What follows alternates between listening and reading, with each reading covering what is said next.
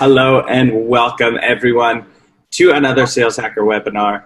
My name is Scott Barker. I'll be moderating this discussion, Head of Partnerships at Sales Hacker and Evangelist at Outreach.io.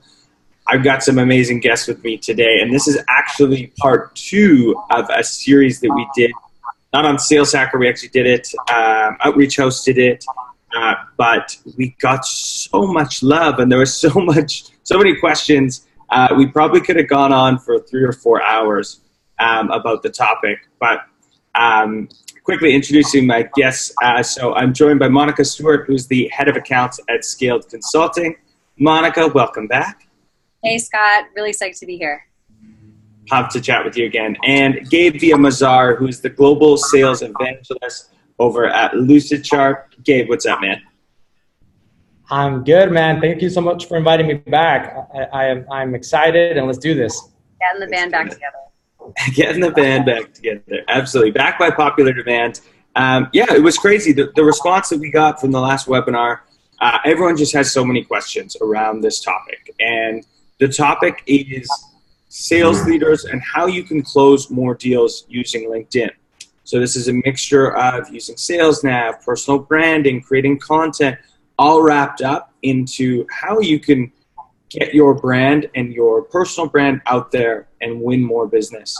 So that's what we're diving into. Last, in part 1, which we'll link to when we send out this recording.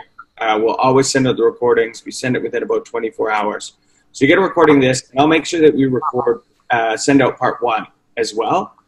And then last housekeeping tip is we want this to be super, driven by you, basically, the community. So what we're going to do is focus on some really practical tips. So we're actually going to show you our LinkedIn's, our last few posts, and then get super hyper tactical at the beginning.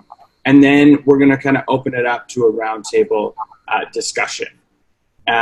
So I think the best place to start, though, just to frame this up a little bit as more people are joining, is, Monica, I would love to hear just call it your LinkedIn story. Like, how did you get here? How did you start learning about LinkedIn? And why are you talking about this topic? 100%. So, man, I would say, I've been in sales and then a sales leader for my entire career before I joined Scaled Consulting. So I was obviously really familiar with LinkedIn. I would probably would have described myself as a really good user of LinkedIn about 5 years ago. But I think, everybody else in sales, I was really just using it for prospecting and intelligence. I was mining people's descriptions on their profiles, trying to find things that they were interested in, what role they had at the company, what their specialties were, and trying to figure out who my team should hit up to get deeper into accounts. And it really wasn't until last year or so that I started to think more about all of the other ways that this platform could be used. So, for me, really the biggest moment was shortly after I joined Scaled. We put out this, massive ebook on GDPR, and we were super excited about it. It was 36 pages long, and it was really beautiful. There were hundreds of hours that went into the design and ideation of this thing. And we were so fucking pumped. We were yes, the launch day, the ebook is dropping today. There were Slacks going out about it. And then we got 3 downloads and 0 leads. And it was a massive fail. And I think for everyone at the company, that was kind of a watershed moment. We were shit, this is not the way to be using this platform. But it is the way to be using this platform. How are people even finding, how are people engaging with their buyers online these days? And so that kind of started this journey of trying to figure out different ways of using the platform and what people are responding to. And that's kind of led us and me to where we are today, where, we're continuing to iterate on ways to put out content. And it's really fun. Yeah, I love that. And I think many people that are listening to this can commiserate with that story when you create a beautiful piece of content, or even now, put all this time into posts and things like that, and it just doesn't jump off. And a lot of times I think it's we get so focused on the content and we forget about the distribution, right? And we forget about how we're going to push it out. And, email's not the same channel it used to be. And people are using new things now. And it's just one channel. I think the biggest mental shift for me, and like we'll talk about this more later, has been going from thinking about LinkedIn as a place where prospect information lives to thinking about it as being its own living, breathing channel. You know, so now when people when people ask me questions and they're like, "What's the best tool to get contact information off LinkedIn?" and I'm like, "No." Totally. That's just one piece of it. It's super interesting. It's definitely this crazy publishing platform, and then also this distribution channel and this networking thing all rolled into one. And I think we're going to continue to see it evolve. But that's super interesting to hear about kind of that catalyst moment for you, because I think a lot of marketers and sellers have been there, whether it's crafting an email for 2 hours that they don't open, or creating an ebook that no one downloads. That's cool. Awesome. So Gabe, my man, tell us about your LinkedIn story. I know you've got quite the story and quite the background of using LinkedIn. Let's hear it. Yeah, I'll keep it very brief. Again, thank you for everybody who's watching on demand or live. Feel free to chat any questions in the chat widget there. We're taking some questions live. We want this to be very interactive, not just us talking, but doing a lot of screen share, like Scott said, and kind of giving you lots of value you can take right away. So my story goes as follows. I used to be an SDR, ADR, BDR in 2013, 2014. And then I used LinkedIn quite a bit into my sales cadence process and daily activities. And then I created a process, a framework that could be replicated by other sales reps in B2B SaaS. That got the attention of individuals and companies. I started speaking at events. LinkedIn also got a hold of that. I put out some YouTube videos and stuff. And then actually that's one of the ways that LinkedIn found out of me and then invited me to create a social selling with LinkedIn course. I found out that had to get so many freaking people to approve, because they're like, wait, who is this dude wearing a hat? Like, do we really trust him on like him really creating the course on social selling with LinkedIn? And I don't promote it or as much as I should, because I don't want to be that guy that just, shoving their courses down people's throats, but it's part of my story. And so it's out there. And then from there, I've been in marketing and sales roles, helping hyper-growth SaaS companies. I'm currently at Lucidchart as a global sales evangelist. That's why Scott and I get along. And now I have a new best friend, Monica. I love capitalizing on not just LinkedIn, but doing things in a different way that capture people's attention through social media. Let's put it that way. And LinkedIn is extremely relevant, and most sales reps are not doing it right. Even even from the time I started doing it 6 years ago till now, there's still so much opportunity to capitalize on. So I'm excited. I love it. We got the right people in the room, that's for sure. And yeah, a quick background. I do a lot of these Sales Hacker webinars, so I think many people kind of know some of my story. But my story really started about 3 years ago. I was at a company called Media Valet. It was a SaaS company here in Vancouver, Canada, where I'm from. And it was, I don't want to say a boring space, but it was an older space. The digital asset management, there hasn't been a lot of changes going on. There has with the software, but not in how people were doing things. And a few years prior to that, I was in the B2C realm selling travel, actually. So it was a lot more fun. It was a lot more human interaction. And I thought we could marry those two and kind of bring a B2C approach to a lot of B2B. And I thought LinkedIn was the perfect channel to do that. So kind of like the red thread that goes between, I think, Monica, Gabe, and I is, I would say we've always been early adopters of every kind of new thing. When we saw opportunities, we took them. And so LinkedIn was just the next thing, right? It was like an opportunity that I saw. And I started just documenting some of the journey that I was having building out this business development program. It was the first time I was doing it. I was kind of treading water at times, but just figuring out as I go and just sharing all my experiences online. And as I did that, it got more and more traction. Sales Hacker actually asked me to jump on a webinar on how to build a best-in-class BD team. And then I was like, wow, like this company that I've learned so much from is taking notice of me. And then I was like, okay, this is it. We're doubling down on this. So I eventually hunted Max down, and got the job at Sales Hacker. And I've been building kind of the brand ever since. And just as far as results go, because I know this is how to close more deals using LinkedIn, I had a quota basically last year of $1.5 million, and I can attribute about 70% of that back to LinkedIn in one way or another.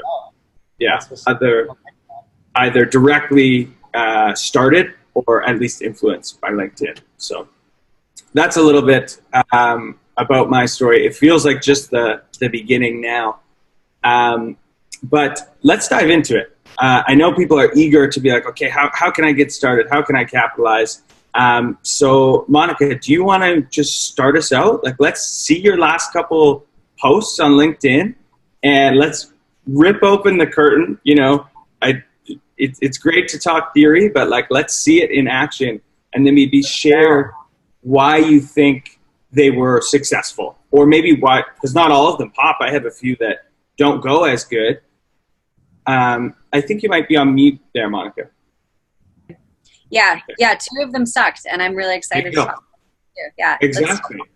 Moment of trust and vulnerability with all of you here on the webinar. Let's do it. All right, so I had a pretty good run on LinkedIn in the last 2 weeks, and I'm not going to show you guys everything I did. I had a bunch of people that I engaged with, and I had a bunch of reposts. I'm just going to show you kind of like the 4 highlights. Yeah. So starting 2 weeks ago, this is what I would call a hybrid post. So our team put out a really good blog post. It was our list of 40 B2B leaders that we follow on LinkedIn. Kind of like across all industries, across all spaces. These are the influencers that we actually follow, and this is legit because I know a lot of them.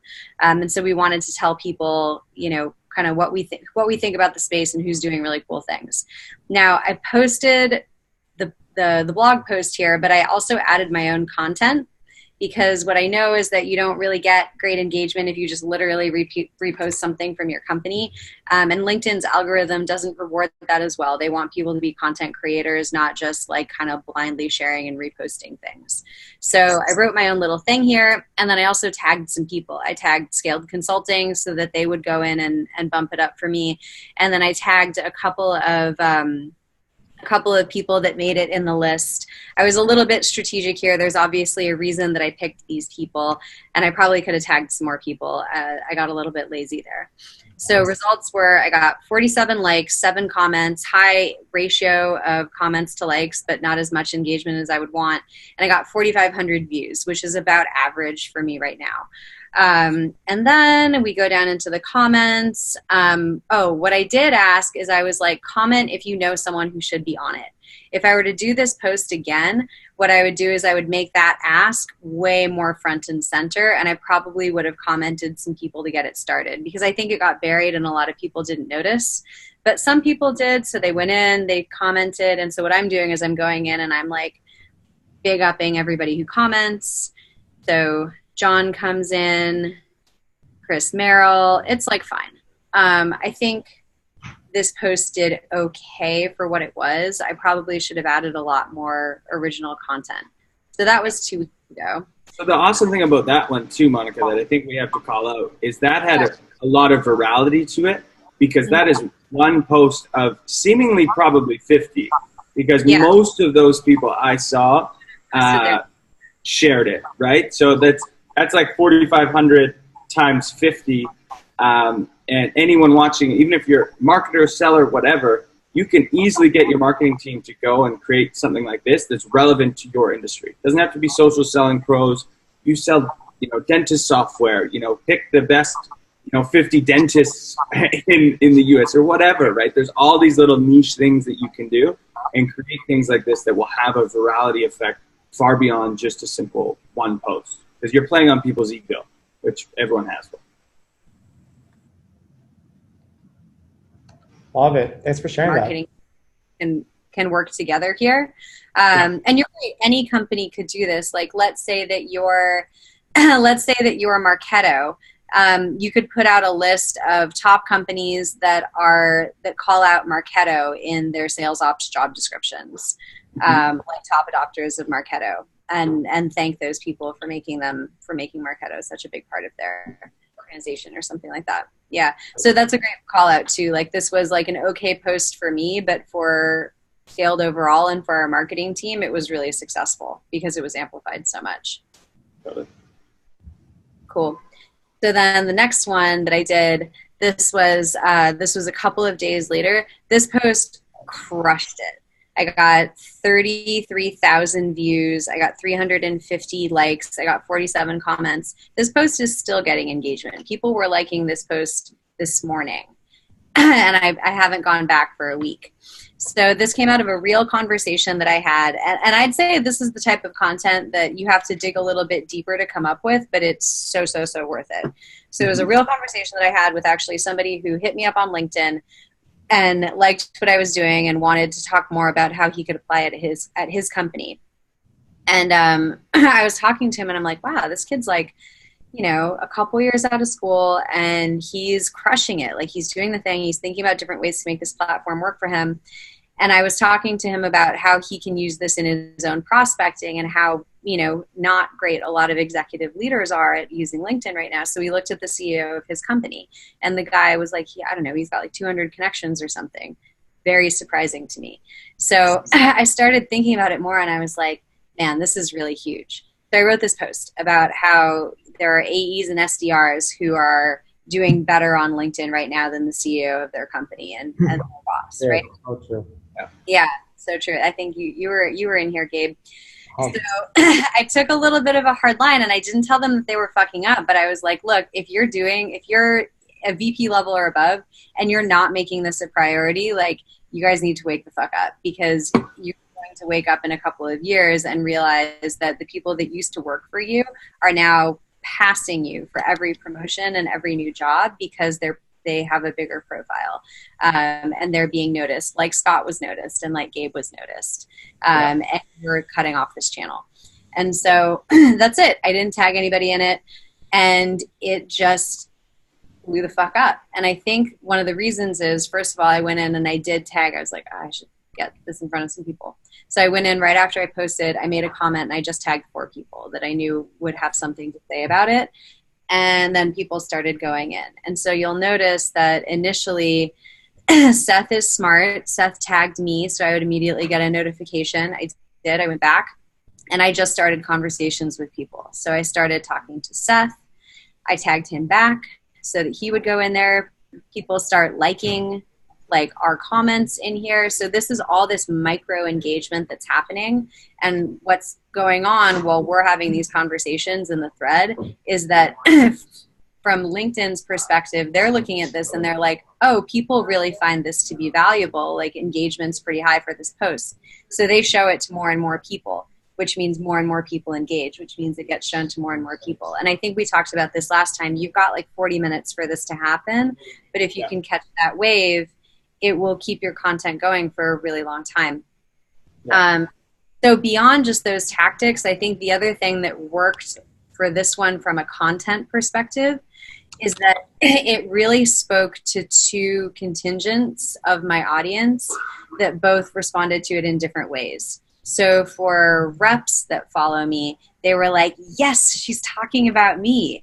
I'm doing great. Like I noticed I'm crushing it. Or there were some that were not crushing it and they were like, yeah, I really need to get on this. And that's cool too.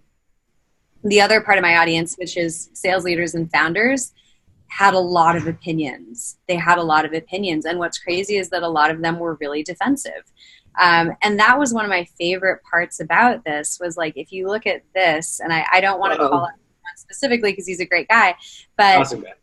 Yeah, awesome guy. Love him. However, like look at how much time all of these people are spending on LinkedIn telling me that LinkedIn isn't relevant and isn't a good use for people in executive positions. Crazy. That's so funny. That you better make a post about that. Of people fighting that LinkedIn is not relevant on LinkedIn. Yes, like what are you doing, man? And so then I did a couple of other things here. Like I felt like this comment was really good. So then I tagged Jake Dunlap, who's the CEO of Scaled Consulting, just because like, I mean, I know he's a CEO, he's got 2 young kids and he's crushing it. Like, I think that's, you know, who they were talking about here in terms of the types of people that shouldn't have time to be on LinkedIn all the time. And then that started a whole sub thread and it just keeps going and it just keeps going and it just keeps going. So lots of tags, even some hashtags. My commenters in here are really good. They're tagging people too. And it just kept bumping this thing up. And it's still going a week later. So some really good takeaways there. One thing I want to quickly call out there, Monica, because it's an interesting topic to talk about, because I think I do hear a lot from CEOs, executives, this idea of, I'm too busy, I can't do it. But it's like, it's not an option anymore. Like, a lot of CEOs are too busy to handle their calendar, right? And they have an executive assistant who handles their calendar. Or there's all these things that CEOs still have to do. They know they have to do it. They just can't do it. So Gabe, I would love your opinion on, like, do you think now CEOs have to be on LinkedIn? Have we hit that point where it's not an option anymore? Yeah, it depends on the industry. What I can really talk to is if you're in the computer software industry, it's a must. It's better for you to have some sort of a presence than not. It's like telling a software CEO, do you want your company ranking on Google? You know, wanting to show up in Google search engines. It's like that. It's getting to that point. So I've met CEOs that hire a ghostwriter. That's better than nothing. I've had our president CEO wrote every single comment for a year at 8 a.m, every single Saturday for a year. And obviously he's not consistent because he has to freaking run a company, and he replied to every single comment and DM. Great. Wow. You know, but yeah, I would say specifically if you're B2B SaaS in the computer software industry, then yeah, I would say it's time for you to really take action. Yeah, totally. I would totally agree. I mean, I think it's crazy too that we've got sales and marketing leaders that are pushing back on this. And to me, it's like, you know, having a rep on your team saying that they don't have time to prospect. And to your point, Gabe, you figure it out like it should be. And we've seen so many times, and people even selling into to us here at Lucidchart, where the CEO will reach out to an individual in the decision maker circle and their stakeholders, and it goes a long way. I mean, whether it's the CEO actually sending the message themselves, great. If not, somebody else in the company, whatever. But there's so much perception, value in the perception of a CEO figure reaching out to, for example, when we opened up our Amsterdam office in January this year, our president and CEO, Dave Rowe, whenever he sent a LinkedIn message to somebody in Amsterdam saying, hey, we opened up our office, do you know of anybody who's looking for a job? He'd get reply rates immediately. Whereas if I were to do it, or somebody else with a low-level title, right, they wouldn't get as fast as response rate, or they wouldn't even get a reply. So meaning, like, be smart and leverage the CEO in deals for recruiting, in your strategic deals, whether it's obviously LinkedIn or via email at least, but LinkedIn is extremely powerful, super visual, and bring it up to your CEO. Be like, hey, I did that when I came here. I went up to our CEO, Carl Simmons, like, man, what? You worked at Google, you freaking are amazing. Now you started Lucidchart. Why aren't you active on LinkedIn? I called him out. So call out your CEO, call out your CMO, your executives, and see what happens. 100%. I mean, if your sales team and your marketing team is investing in this platform and the executive leadership isn't backing you up, I think you're absolutely spot on, Gabe. It doesn't cost that much. It doesn't take that much time, and it amplifies everything else the company is doing. I mean, I also think that, you know, obviously they're not going to be using it in the same way that the sales team is, and maybe they're not reaching out to customers. But what about building your employer brand? What about attracting? Reaching out and recruiting is great too, but what about proactively attracting passive candidates that are probably the higher value ones, especially if you work in tech?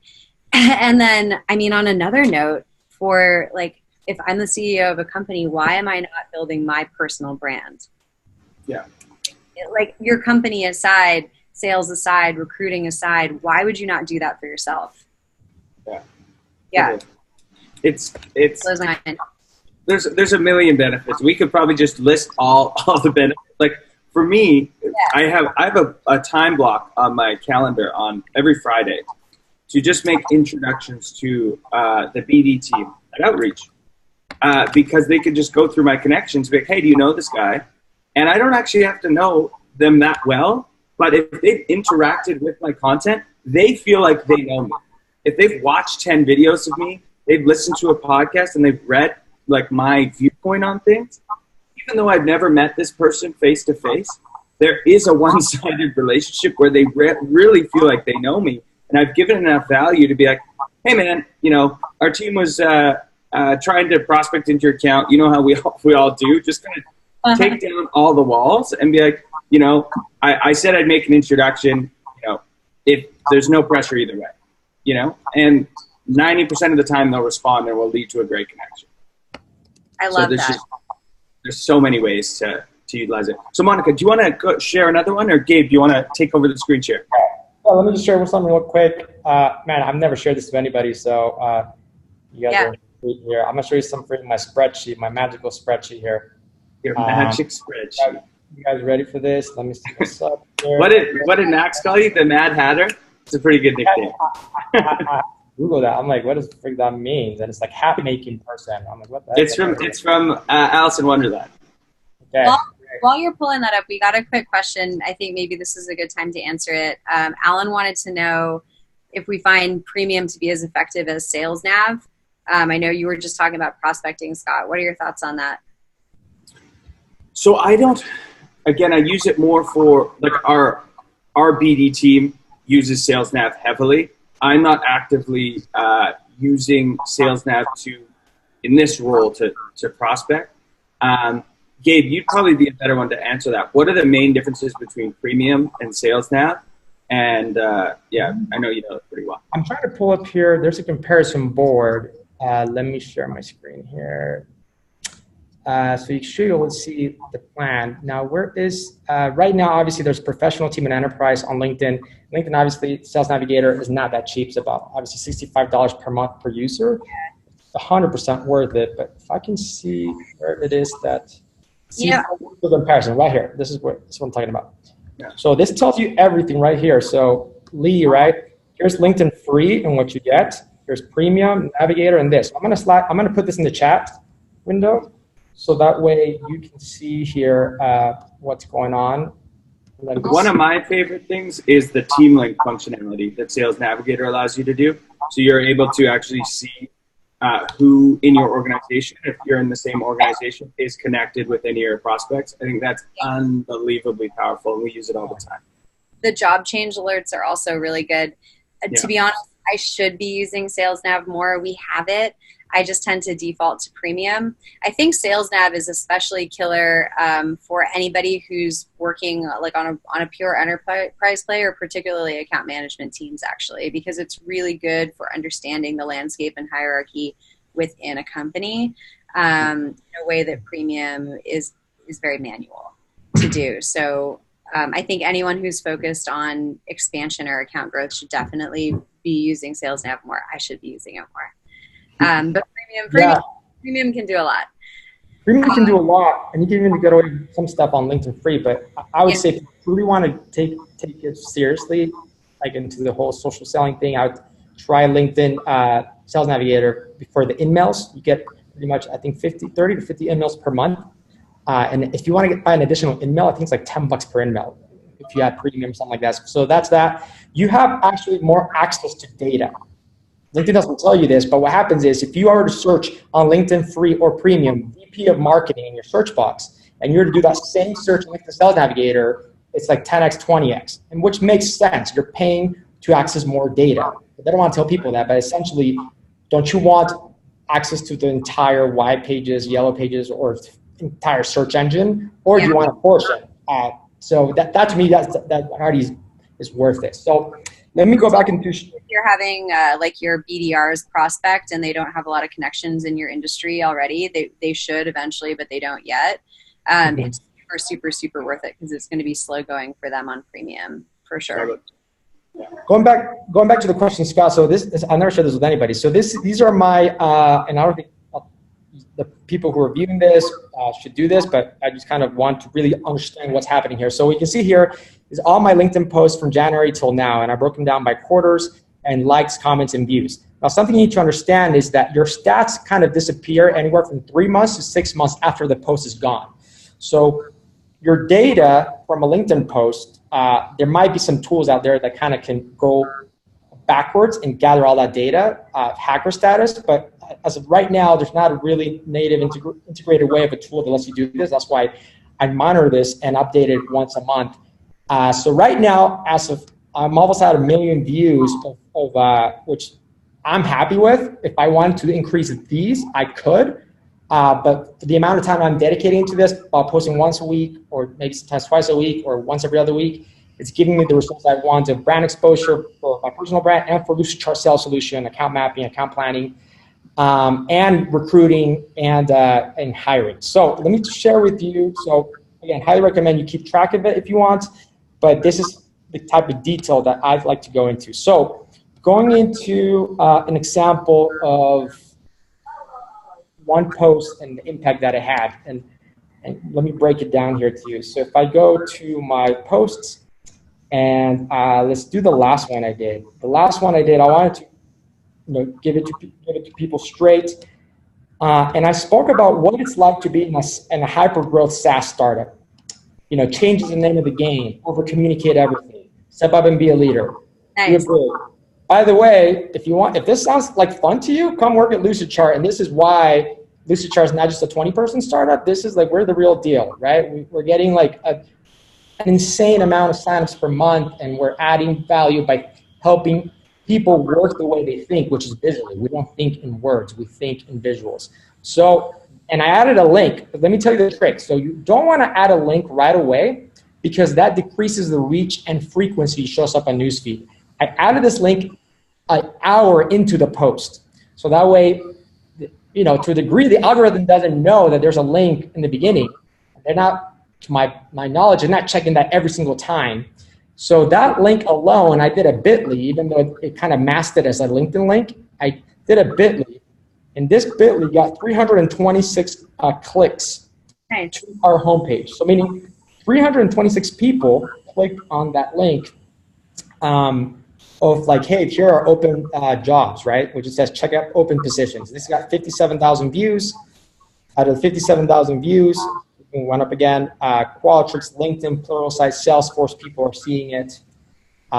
People who are founders, strategists in the San Francisco Bay Area. So it's this type of exposure that indirectly can add value and create visibility, which Scott, I saw on LinkedIn recently, says visibility gives you opportunity. And not enough sales professionals are understanding this concept of the visibility that's there, and it's not going to be there forever. So I just want to share that one. Yeah. I love it. That's a really, really, really great call out, Gabe. Thank you. Mm-hmm. All right, I'll go ahead and share mine now. Let me see. Yeah, and that's great. So, Gabe, I actually didn't know that. I'm learning something. That's why I love these webinars so much, even when I'm in them. So, can that replace then the link and comments? Like, I always know the link and comments thing. I don't know. Like, the thing about saying link, find link in comments below, I think some algorithms, right, starting to in LinkedIn, because there's more than one for individuals, are starting to realize, hey, if it has the word link or comment or whatever, it's not right. Starting to, it's a smart system. It's not that stupid. So Right. then I've tested it, and I've found out so far, again, I've only tested this twice, where I add the link an hour or 2 hours into the post after it's live, and it doesn't decrease the reach. I've tested it sooner, and it limited the reach of the post quite a bit. But I tell people, do not add a link in a post, because that's automatically self-promotional. You're going to drive traffic away from LinkedIn. LinkedIn wants people to stay on the platform as long as possible. Right. Why would you prioritize and give you exposure if you're going to take people to your website, to a form, to a webinar that's not in LinkedIn? So, yeah, that's super interesting. I've known the link and comments. Yeah, that's awesome. I'm gonna experiment for sure. Yep. What do you feel? How do you feel about links in DMs or links in messages? Oh, 100%. Like, I think that go for it. As long as you're smart about it and relevant personalized. Mm-hmm. Yeah, totally. So a few things I want to call it. Link. Here's my Calendly link. Schedule a meeting. Yeah. Here's a few things I want to call out. So I mix up the media a lot. So views on videos, you'll get much less views than like a post, but experiment with them all. I've actually found that, so these 2,900 views that I have from this video yesterday, they're actually of a higher quality and they feel like they know me more. And what I'm gauging that on is how many people connect with me.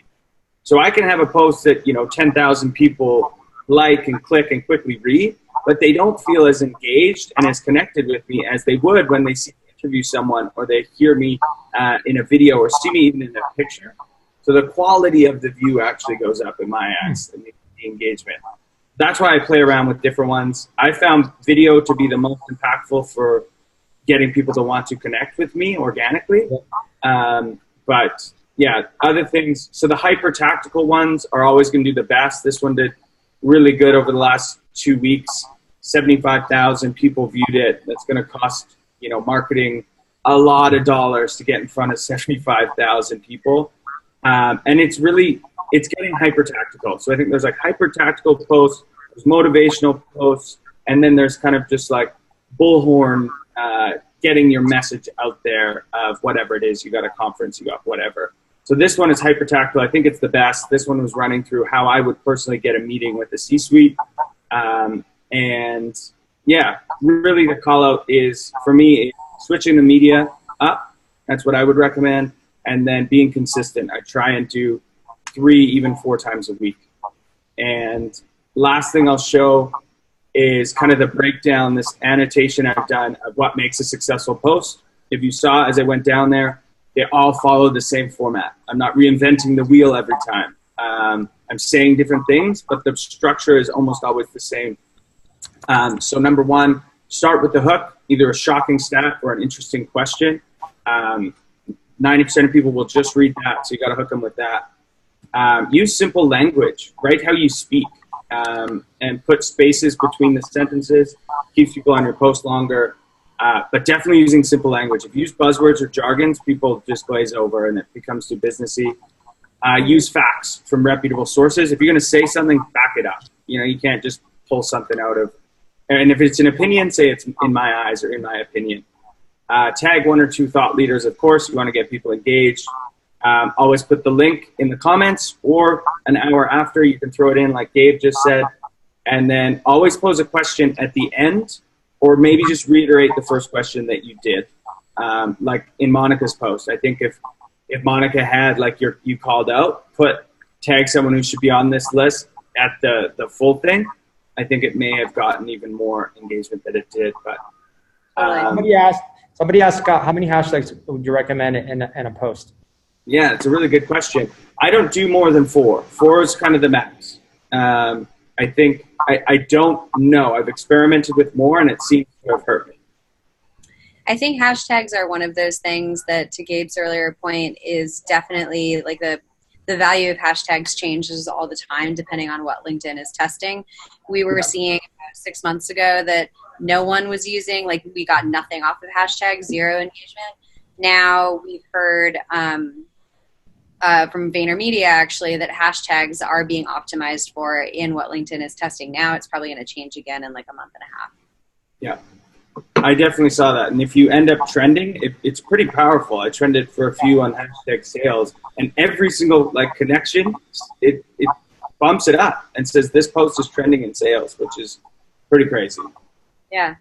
All right, that was cool. Let's go into, we have some excellent questions. And I want to bring this back to a little bit of the sales component. So how should, and I'll start with you, how should sales managers and leaders coach their frontline reps to use LinkedIn in an outbound strategy, as it's not quite as cut and dry as, hey, go make 100 dials and send this many templated emails, personalized emails, whatever it is.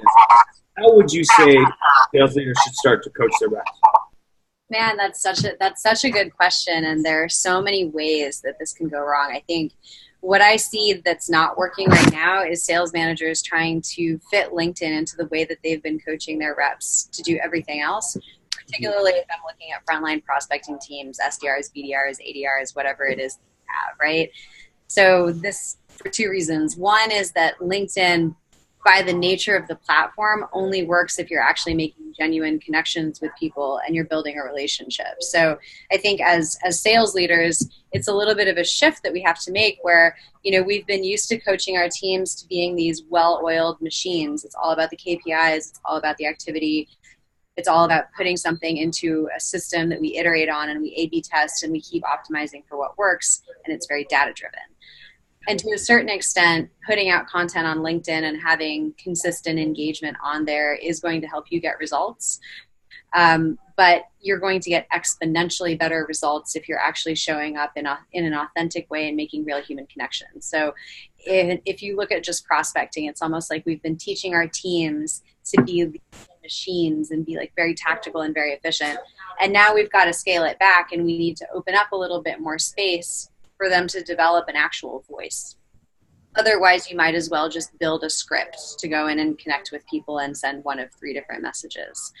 The other thing that I think is really key here is that if you're a sales leader right now and you've got, 10 to 20 years of experience in your field, there's a high probability, in fact, I'd say it's likely, that the younger people on your team are actually already better at this than you, just naturally, just generation. Right? Like they've been creating content and putting it out there literally their entire lives.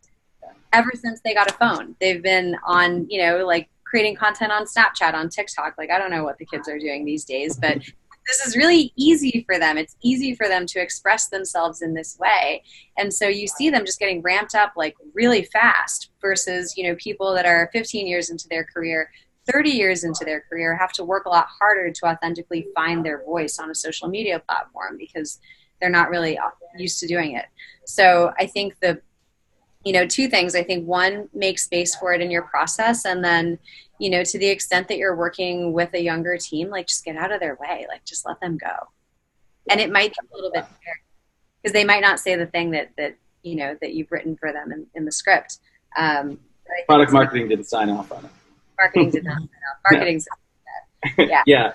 I love that. That's such an excellent point we invest and we hire people to leverage their creative and their unique way of thinking, right? And then we put them in this box and say, hey, this is your script and these are the emails and stuff. And this is such an amazing way for people to feel empowered and have their own voice. And I would go as far as to say, if people aren't creating content on LinkedIn, in-mails and cold messaging people, I don't think it will work.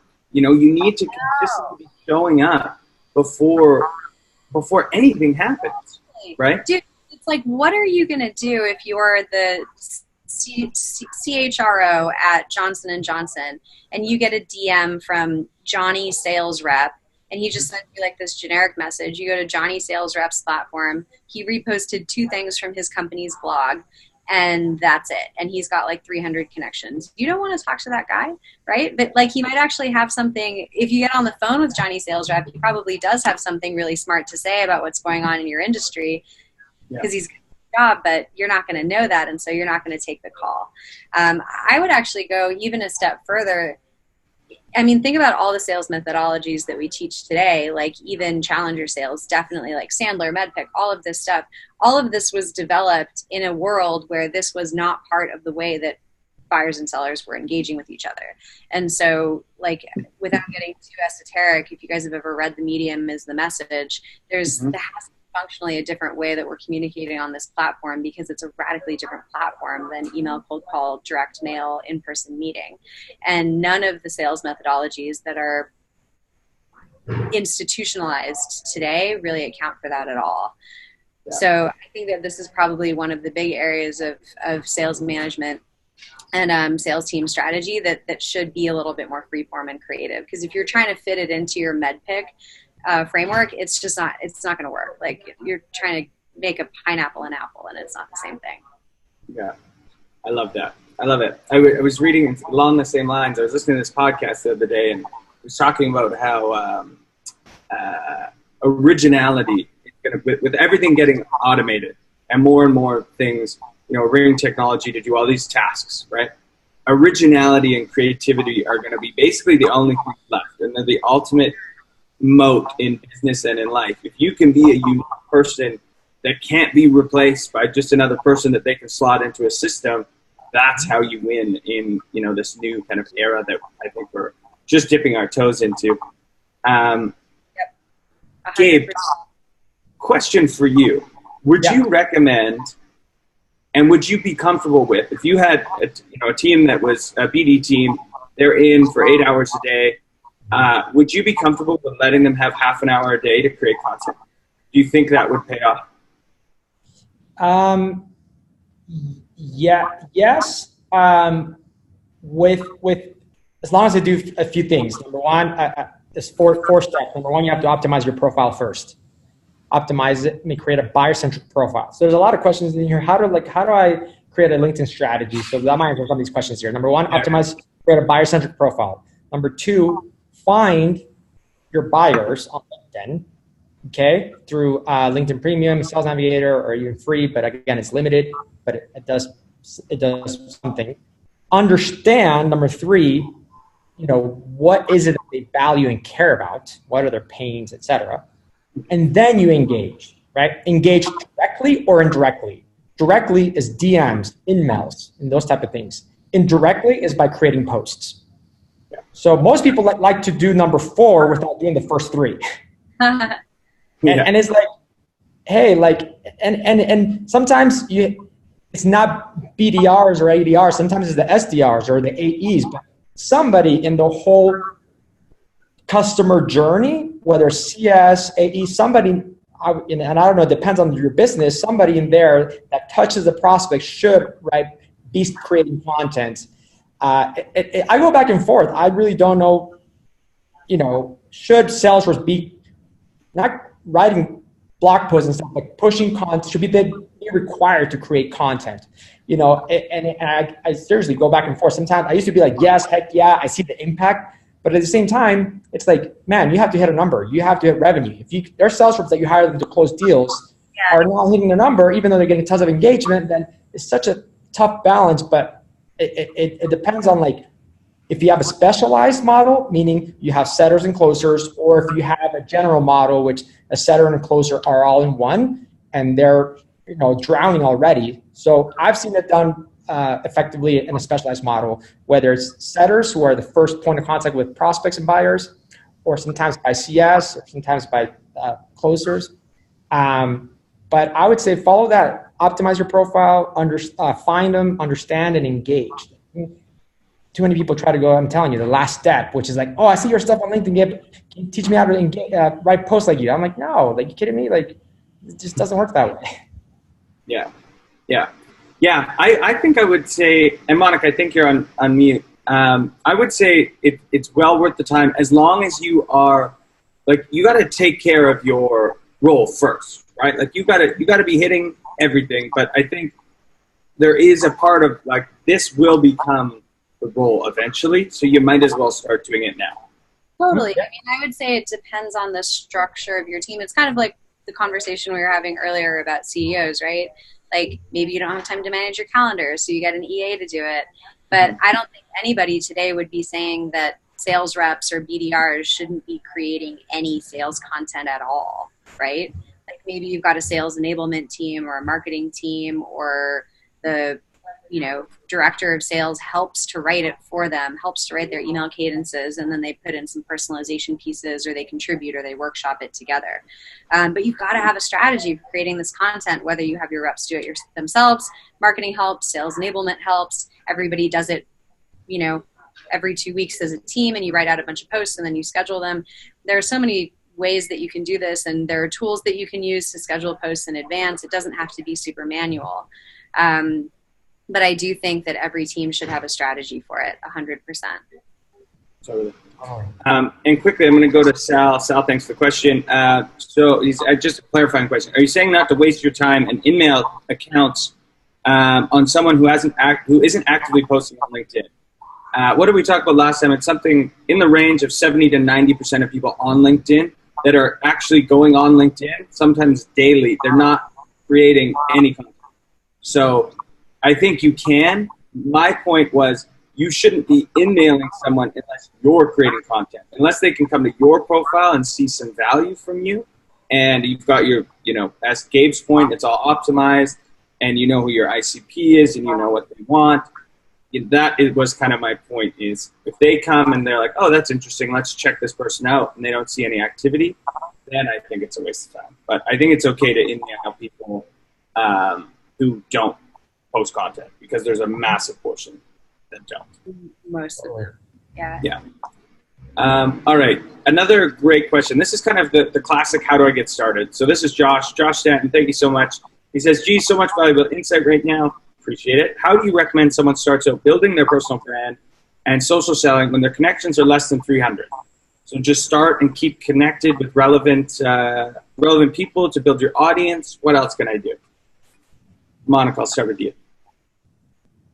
I mean, I think, first of all, Josh, I think you've got a really great start. I would say the second question to ask yourself is, what's your goal here? Is it building your personal brand or is it social selling? Because that's kind of going to determine your next steps. If it's building your personal brand, you need to figure out what you want out of that brand. Like, are you looking to leverage a new type of career? Do you want to move into a different industry? Do you want to become a LinkedIn B2B influencer and quit your job and just travel around teaching courses on LinkedIn all the time? Like, what's your goal? And then kind of work backwards from there. If you want to use it for social selling, you'd want to take a totally different path. First, you'd want to figure out, as Gabe said, what your buyers care about. Take a look at your profile. Make sure that it's a buyer-centric profile. It's not talking about your quota attainment. It's not talking about how many times you were promoted. It's talking about how you solve their problems, and then start building relationships with people in that space and creating content about the types of things that they're talking about. So I'd say those are kind of your two things. Really, in either case, I guess the themes are the same. First, figure out what your message is, either what you stand for or what your buyers care about. Then make sure that your profile reflects that. Then start creating content that either amplifies your message or will connect with the people that you want to talk to. And I'd say it's probably going to be a mix of 60% putting things out and then 40% engaging with people that come to you. I think that's equally important. Like, it's really not that hard to start getting attention from people on LinkedIn these days. Once you do, if you continue to focus on those people and like answer every DM, accept every connection request, take the time to read your notifications. Whenever people mention you in a post, go to that post and show some love. That will help to build your profile really quickly. Mm-hmm. Yeah, I love that. And there's nothing wrong. I know when I was starting out, I did send a lot of cold connection requests. There's nothing wrong with that as long as you're not cold connecting and pitching. That's the enemy. That's the worst thing you can possibly do. It burns the bridge, to block and delete you, and then see you later, that account. But there's no problem. This was exactly what I would send to people that were either in a similar role to me, so I wanted to learn from them, or they were my prospects. And it would literally say the same thing. It would be, hey, it looks like we swim in a lot of the same lanes. I would love to connect and learn from you. And that was it. And I got a really, really, 95% of people would connect with me, and that was before I even had a lot of connections and stuff. So I would do that, 20 times a day, make 20 connections, start creating content, then people will start connecting with you, and it gets to be a snowball effect. Do you guys ever turn down a connection request? I will sometimes. If it's completely out of left field and we have no mutual connections and it's just like, I don't know how we can help each other. I'm sorry, I'm not a NASA engineer from, Barbados. I don't know. Like, if it's just too far up there. Gabe, what about you? Yeah, totally. If they don't have a LinkedIn profile, I can see if they're a fake profile or a bot. I treat it, a lot of people need to view LinkedIn as their email subscription. You don't care who subscribed to your email list. You just want as many freaking subscribers as possible. So that way, when you do send an email, you get as many opens and clicks and people reading your content. So if you got to treat your LinkedIn profile that way, and be careful, obviously, and accept my rule of thumb is like, hey, if you're in business, whether I know you or not, and you seem like a real person that is marketing and sales, I'll accept, right? And there's a limit of 30,000 connections you can have. So So if you're getting closer to that, obviously you might want to be careful. But that's mine. And other people have different theories or beliefs, and it's like, oh, I want exclusive, super tight niche of connections because I don't want that clogging my newsfeed, or I really want my brother. Actually, my brother, he's a Stanford PhD right now. He lives in a really small house. You know, I'm not sure why I'm telling you that, but it costs a lot of money to live there in Palo Alto or whatever. So he it's super targeted. Like, he used to work at Apple, now he's at Stanford, and he doesn't accept anybody. And I was looking at his LinkedIn the other day when I was visiting him. He has like 2,000 pending connection requests. I'm like, dude, what are you doing? He's not picky, because the purpose of him being on LinkedIn is to network, and that's it. But what is your goal? Right? Is your goal to sell? You want as many eyeballs as possible. So, yeah, that's a great point. You got to know your goal for sure. I think if you're in sales or marketing, definitely accept most, like almost all. Okay, we've probably got maybe 1-2 more questions. I like this one. We talked, Gabe, you talked about optimizing your profile. I know there's a lot that goes into it. Can you give a brief summary, and Monica, I'll get your thoughts too on best way to actually optimize your profile. What's like a few quick wins I can do? Yeah, a few quick wins would be make sure you have a profile image that looks like you in real life. So that way you meet in real life, you're like, wait, is that you? Is that person? You know, it's such common sense that it's like, but still people don't do it, or it's like them and their puppy or their spouse, and it's like, it's just you know, like it's your profile. Make sure your name's consistent. My name's Gabriel Villamizar. Nobody calls me Gabriel. I go by Gabe when I'm on the phone, and my name's Gabe. My email signature is Gabe. Make sure your name is consistent on what you tell people on the phone, email, and social. Make sure that your headline, you utilize keywords. Use 3 keywords that are buyer-centric. At Lucidchart, our buyers care about innovation, collaboration, productivity. Okay, so I instruct all of our sales reps to have those keywords in their summary, in their headline, not just corporate account executive of West Region. You know, that's the least you can have. Talking about your headline. The top 3 things that a buyer sees before clicking on your profile is your name, your image, and your headline. And you have quite a bit of real estate to play with. And here's a trick. If you actually edit your headline in mobile, you get like 100 additional characters that you wouldn't on a desktop. So you can add more keywords. Cool. So that's a trick there. So those are a few things that come to mind. I put in the chat here, I have a checklist that I run our sales reps as they onboard here at Lucidchart. So if you want that, let me know. Ping me on LinkedIn. Again, it's something that we do here at Lucidchart. So I can share it with you, but it's Lucidchart. But you kind of have a concept of how it works. And that way everybody's on brand. We're all very proud to say, hey, be active on LinkedIn, because we're you're showcasing your best foot forward. So what about you, Monica? I love all of that. I did not know about the extra characters. That's really cool. I mean, I would echo, like, profile. Also, don't have it like a grainy, cropped out photo from your Facebook. It's not, there's iPhone has great cameras these days. Like, take a nice, well lit one, at least. I think there's like a bad, better, best. Like, bad obviously is having it read like your resume. I think we're all on the same page with that.